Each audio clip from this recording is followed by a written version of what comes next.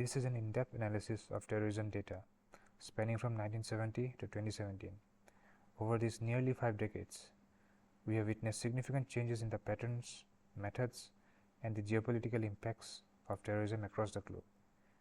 By examining this extensive data set, we aim to uncover trends and identify factors driving terrorist activities. Identify various factors that drive terrorist activities.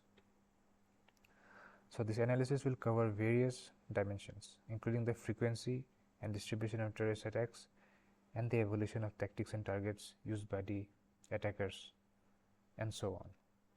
So let's begin. First, let us move on to the hot zone of terrorism. So these are the various regions. Here we are dividing all the attacks by the various regions. So we can see that Middle East and North Africa. So the total number of attacks here is 5,474, and then we have South Asia, which has 44,974 attacks. So together, Middle East and North Africa and South Asia, these two regions have the highest amount of attacks. Over the past 5 decades, from 1970 to 2017. So it's not that the other the other regions have not had attacks, but you can see that these two areas are significantly higher. The attack in these two areas are in these two regions are significantly higher as compared to the other regions. So you can say that Middle East, North Africa, and South Asia are the hotbeds of terrorism. Now let's move on to the countries, attacks by countries. So these are the top 5 countries with the highest number of attacks in the past 5 decades. So at the top we have Iraq with 24,636 attacks. Then we have, at the second spot we have Afghanistan. In the second spot we have Pakistan with over 14,000 attacks.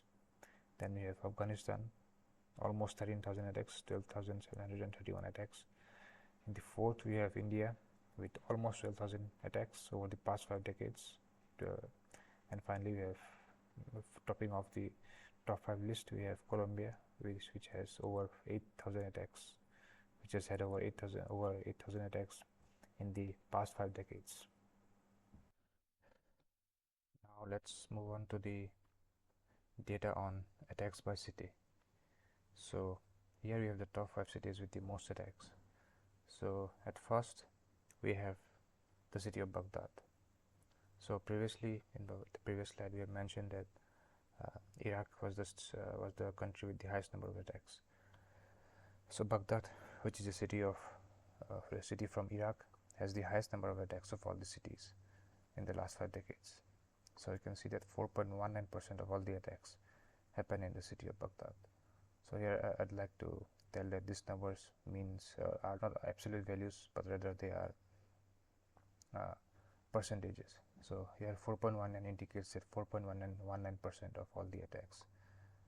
So similarly, Karachi, which is also a city from Pakistan, 1.46% of all the attacks happened in Karachi. So previously I have also Pakistan is also one of the top 5 countries, as I mentioned here. Is the third most attacked country in the past 5 decades.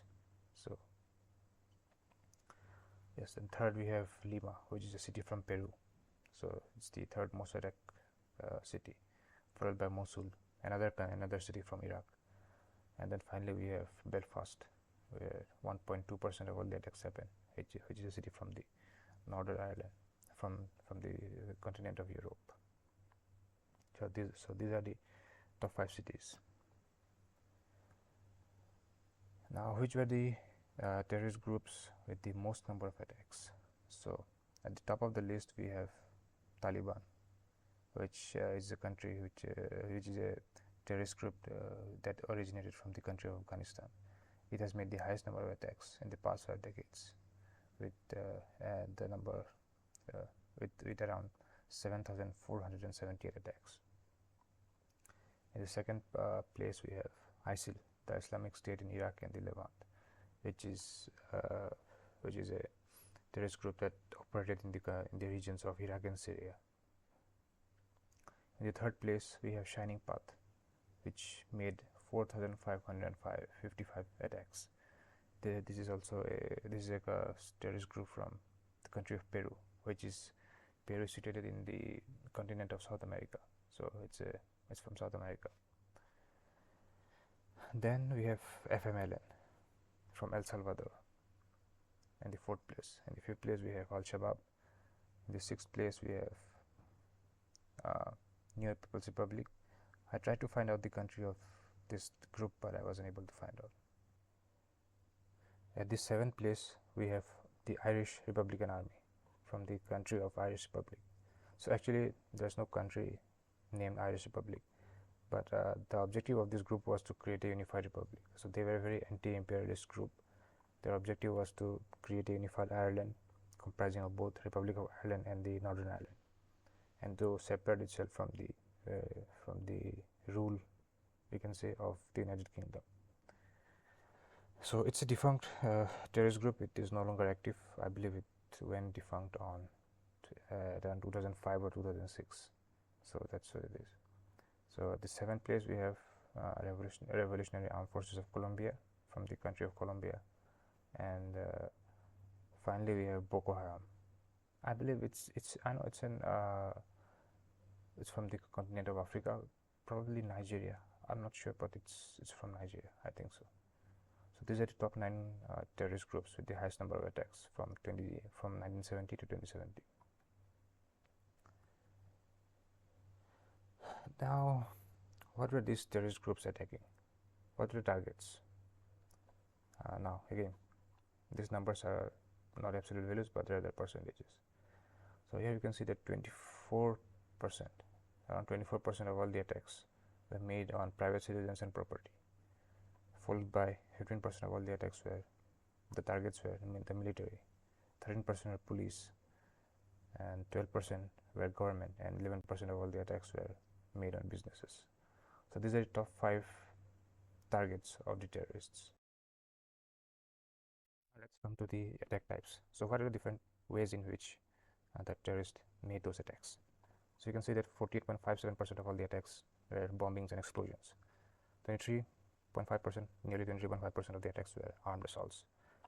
10%, 10.6% of the attacks were assassinations, and around 6% of the attacks were hostage taking. And this remaining one, 5.7%, are attacks made on infrastructures. So you can see that nearly half of all the attacks were bombings and explosions. And yes, so bombing and explosions and armed assault combined, around, you can say that around 75%, nearly 75% of 3/4 of all the attacks were bombing, explosions, and armed assault. So that's the attack types. Now, if you look at the weapons used by the terrorists for those attacks, here you can see that 50% of all the attacks were the weapons were explosives. So the last slide we saw that around 48.57% were the bombings and explosions. These are the types of attacks. So it shouldn't come as any surprise that the weapons, the most used weapons, are explosives. So because if you want to do bombings and explosions, yes, bombings and explosions, so you need explosives, quite a lot of them. So nearly half of all the weapons are explosives. Again, 32% of all the attacks, the weapons used were firearms. Again, previously we saw that 20% were armed assault. So to perform an armed assault, you will need firearms. So again, comes as no surprise that 32% of the weapons used were firearms.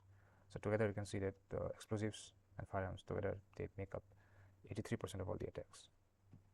So that's, yeah. The remaining 8.3% are incendiary, and 2% are melee attacks, and the remaining, I would say, 0.18% are chemical attacks. So these are the top 5 weapons used for the attacks. So yes, so we've come to the end of this analysis of this terrorism data set. So the analysis was done using Python. That was the programming language used for all the analysis and such. This presentation was made using Canva, and all the code for this analysis can be found in the following GitHub link.